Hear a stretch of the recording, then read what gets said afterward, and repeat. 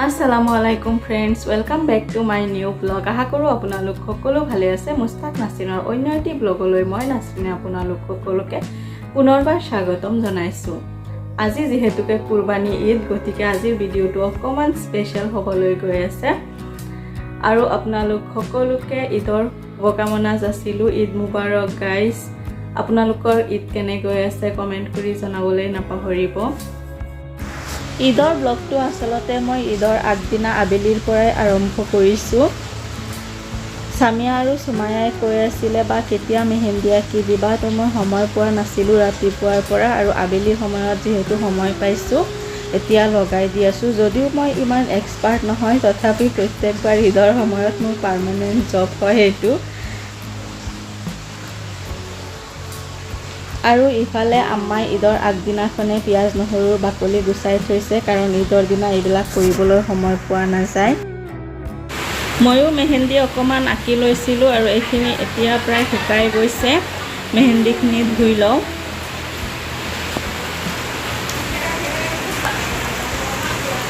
ৰাতিপুৱা লগ পাই আছোঁ আপোনালোকক। Good morning. ৰাতিপুৱা মই গা পা ধুই ওলাই আহিলোঁ। ঈদৰ দিনা ৰাতিপুৱা গা পা ধুই নতুন কাপোৰ পিন্ধিব লাগে, তো ময়ো প্ৰথমে গা ধুই ল'লোঁ। আৰু ইফালে আম্মাই ৰুটি বনাই আছে, কাৰণ ঈদৰ দিনা আবেলি মানে বহুত কামৰ ব্যস্ততা থাকে, সেইকাৰণে ভাত ৰুটি বনাবলৈ সময় পোৱা নাযায়।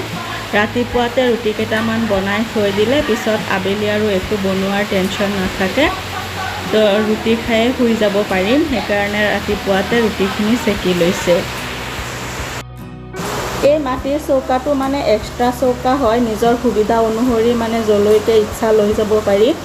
বাহিৰতো ইচ্ছা হ'লে বনাব পাৰি আৰু ভিতৰতো বনাব পৰা যায়। তো এই চৌকাটো বহুত দিন আমি জ্বলোৱা নাছিলোঁ কাৰণে আমাৰ ৰাতিপুৱা ৰুটি চেকি লৈছে, যাতে চৌকাটো গৰম হৈ থাকে আৰু আবেলি মানে জুই জ্বলাবলৈ দিগদাৰ নহয়। আম্মাই ৰুটি বনাই মানে মই সামিয়া আৰু সুমায়াক অকণমান ৰেডি কৰি দিওঁ। সামিয়া যিহেতুকে ঈদলৈ ওলাই যাব, গতিকে তাইক মই ৰেডি কৰি দিলোঁ। এয়া চাওক, দুজনীৰে ষ্টাইল কৰি দিয়া হৈ গ'ল আৰু ময়ো ইফালে অকণমান ৰেডি হৈ লৈছোঁ। এতিয়া ইহঁত দুজনীক দুকপিমান ফটো উঠাই দিলোঁ।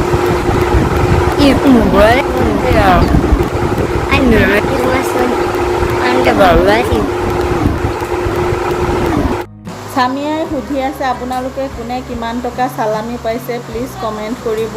আৰু ইফালে তাই ঈদৰ পৰা আহি পালে কি কি আনিছে, এয়া চাওক, চকলেট, আইচক্ৰীম আৰু বেলুন কিবা কিবি লৈ আহিছে। তো তাইৰ গৰম লাগিছে, এতিয়া আইচক্ৰীম খোৱাত ব্যস্ত। আৰু এয়া চাওক, তাইৰ মেহেন্দিৰ কালাৰ ধুনীয়াকৈ কালাৰ আহিছে।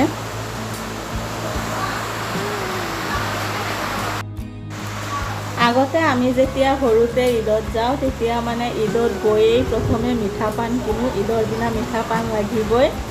আৰু কিনো সৰু সৰু জিনুকা টাইপৰ মানে হালধীয়া বেলুনবিলাক যে ভিতৰত সৰিয়হ ভৰাই দিয়া থাকে, তো তেনেকুৱা জুনুকা বেলুন কিনি লওঁ।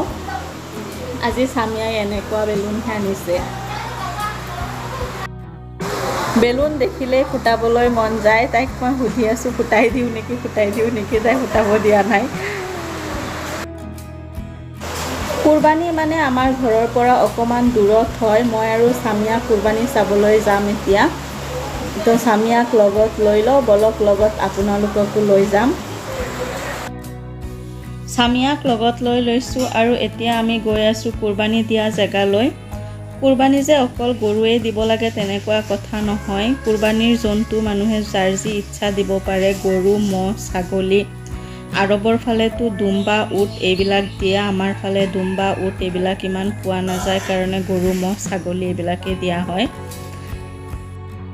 কুৰবানীৰ মাংস আচলতে 3 ভাগ কৰি এভাগ সমাজত দি আহিব লাগে আৰু এভাগ ওচৰ চুবুৰীয়াক ভগাই দিব লাগে আৰু বাকী থকা এভাগহে আমাৰ নিজৰ হয়। এতিয়া আমি সমাজলৈ গৈ আছোঁ। আমাৰ কুৰবানী দিয়া জেগাডোখৰ অকণমান দূৰত হয় আমাৰ ঘৰৰ পৰা। মই আৰু সামিয়া আহি পালোঁ ইয়াতে পুখুৰীৰ পাৰত। তো অলপ টাইম ইয়াত থাকিম, তাৰপিছত ঘৰত গৈ আপোনালোকক লগ পাই আছোঁ। ভিডিঅ'টো শেষলৈকে চাব।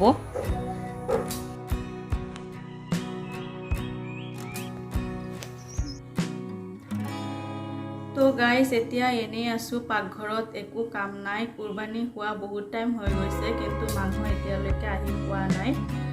ভাটিবেলা কি কি কৰোঁ সকলোবোৰ শ্বেয়াৰ কৰিম আপোনালোকৰ লগত। এয়া চাওক, ইফালে মাংস আহি পাই গ'ল আৰু মই অকণমান প্ৰেছাৰ কুকাৰত আগতীয়াকৈ বনাই লৈছোঁ।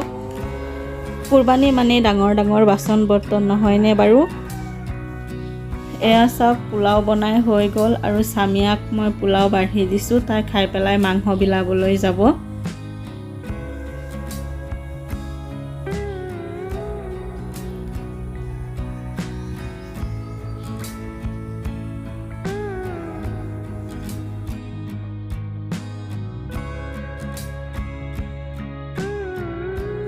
ময়ো কিবা অকণমান খাই লওঁ, তাৰপিছত আপোনালোকক লগ পাই আছোঁ।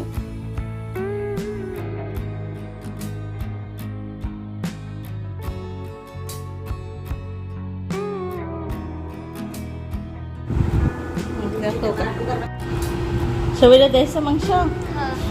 মই মানে আমাৰ কাৰণে পাৰ্চেল এটা অৰ্ডাৰ দিছিলোঁ, তো পাৰ্চেলটো ঈদৰ দিনাই আহি পালে আৰু স্বামীয়াক খুলিবলৈ দিছোঁ। তাইও নাজানে ভিতৰত কি আছে, খুলি আছে। ৰ'ব আপোনালোককো দেখাই দিছোঁ কি বস্তু আনিছোঁ আমাৰ কাৰণে। এয়া চাওক, মানে আমাৰ চশমাৰ বাকচটো ভাঙি গৈছিলে, তো চশমাৰ বাকচ এটা অৰ্ডাৰ দিছিলোঁ, সেইটোৱে আহি পালে।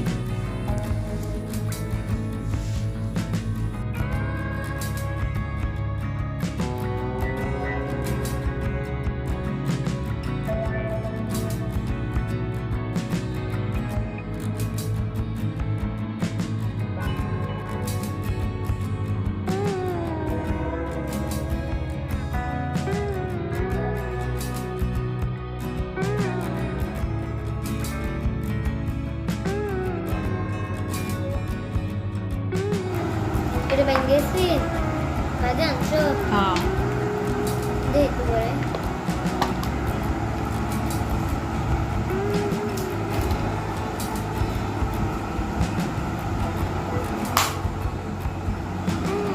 Kecing aja gitu.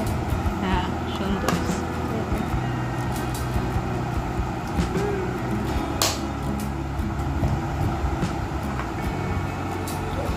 স্বামী আৰু সুমায়াই মানে একেলগে থাকিলে ইহঁত দুজনীৰ ফুটফাট কাজিয়া লাগিয়ে থাকে। এয়া চাওক, এখন চকীতে দুইজনী বহি লৈছে আৰু ঠেলা হেঁচা কৰি আছে। স্বামীয়াই কৈ আছে, বা বোলে আৰু এবাৰ তাই যদি মোৰ লগত কাজিয়া কৰে তেতিয়াহ'লে ব্লগত দেখাই দিবা। সুমায়াই মানে কেমেৰাৰ আগত আহিব নোখোজে, তাই লাজ কৰে কেমেৰা দেখিলেই। তো মনে মনে মই ব্লগ বনাই আছোঁ, তাই গম পোৱা নাই।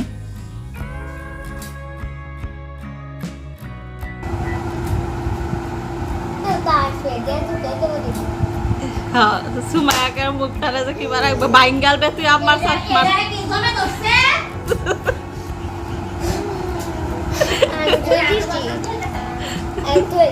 একো নাই, হৈ যায় কেতিয়াবা। মোৰো এনেকুৱা, কেতিয়া কোনটো সময়ত বস্তু ভাঙি পাওঁ নিজেই গম নাপাওঁ। আমি এতিয়া ভাত খাই উঠি বহি অকণমান ৰেষ্ট লৈ আছোঁ আৰু আমাৰ মাংস কাটি আছে। কাটি ধুই হৈ গ'লে পিছত চৌকা জ্বলাই ল'ম। এয়া চাওক, ইফালে মই চৌকা জ্বলাই লৈছোঁ আৰু প্ৰথমে মানে শুকাবলগীয়া মাংসখিনি আমি হালধিৰ লগত উহাই লওঁ। এইখিনি উহাই লৈ তাৰপিছত ৰ'দত মেলি দিম। ঈদৰ ব্লগটো গৈ পাওঁতে হয়তো 2-এদিন দেৰিও হ'ব পাৰে, এডিটিঙত টাইম লাগিব। মই যিহেতু ইফালে পাকঘৰত ব্যস্ত। আৰু ইফালে চাওক, স্বামীয়াই খেলি আছে।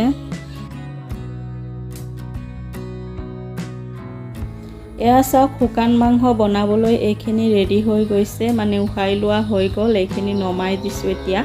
আম্মা যিহেতুকে ইমান জুইৰ কাষত আহিব নোৱাৰে, গতিকে ময়ে আছোঁ জুইৰ ওচৰত। আৰু তৰকাৰী বনাবলৈ মছলা পাতি যি যি লাগে আম্মাই গোটেইবিলাক মানে জোখ অনুসৰি দি দিছে। তাৰপিছত বাকীখিনি মই কৰিম। ওচৰ চুবুৰীয়া মিতিৰ কুটুম চবকে বিলাই দিয়াৰ পাছত মানে আমাৰ ভাগত ইমানখিনিয়ে আছিলে। গোটেইখিনি একেবাৰতে এনেকৈ তৰকাৰী বনাই লৈছোঁ। তাৰপিছত লাহে লাহে গৰম কৰি থাকিম আৰু এনেকৈ তৰকাৰী বনালে মানে খাবলৈ বহুত টেষ্টি হয়।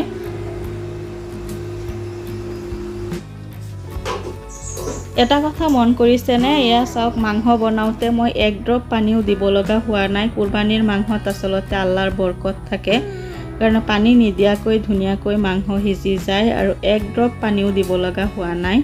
এয়া চাওক তৰকাৰী হৈ গৈছে। পুনৰবাৰ আপোনালোক সকলোলৈকে ঈদৰ শুভেচ্ছা থাকিল। যিসকলে কুৰবানী দিব পাৰিছে সকলোৰে কুৰবানী আল্লাহে কবুল কৰক, আৰু যিসকলে দিব পৰা নাই সকলোকে আল্লাহে কুৰবানী দিয়াৰ তৌফিক দান কৰক।